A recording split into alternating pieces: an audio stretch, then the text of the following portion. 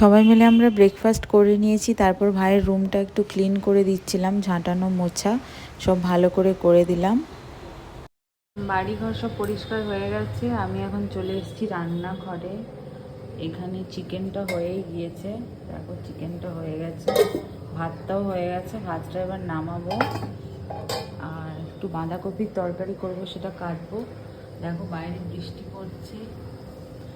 স্নান টান করে পুজো করে নিয়েছি, রান্নাঘর পরিষ্কার করে দিয়েছি, সব ঘর একদম সুন্দর লাগছে, পরিষ্কার হয়ে গেছে। দাদা এখানে কাজ করছে,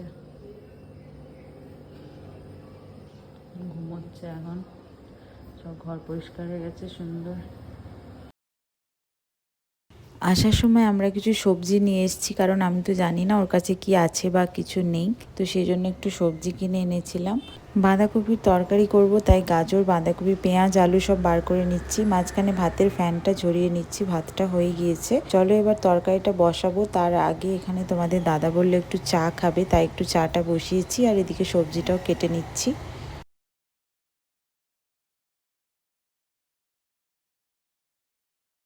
অনেক দিন পর আজকে ভাইয়ের বাড়িতে এসেছি। ভাই বেশিরভাগ যায়, ওর জ্বর হয়েছে বলে এই 2-3 দিন আসতেই পারেনি। অ্যানিভার্সারিতেও আমরা ডেকেছিলাম রেস্টুরেন্টে একটু ডিনার করতে যাব, তখনও আসতে পারেনি বেচারা। রান্না হয়ে গেছে, এখন ভাইকে খাইয়ে দেবো, কারণ আরেকটা ওষুধ খাওয়াতে হবে, নাহলে জ্বরটা আবার ঘুরে চলে আসবে। ভাত, তরকারি আর মাংস সব কিছু রেডি হয়ে গেছে। সব কিছু সুন্দর করে সাজিয়ে নিয়ে ওকে একটু খাইয়ে দেবো। খাবার এখানে হয়ে গেছে রেডি, চলো ওকে খাইয়ে দিই।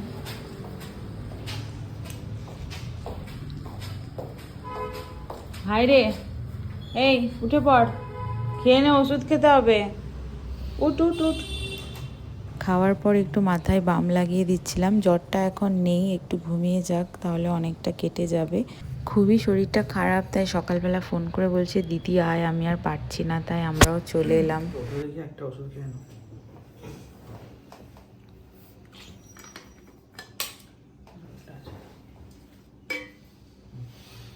সিরিঞ্জটা খেলেও না, একটা ডোলোটা খাবো, গাটা গরম লাগছে।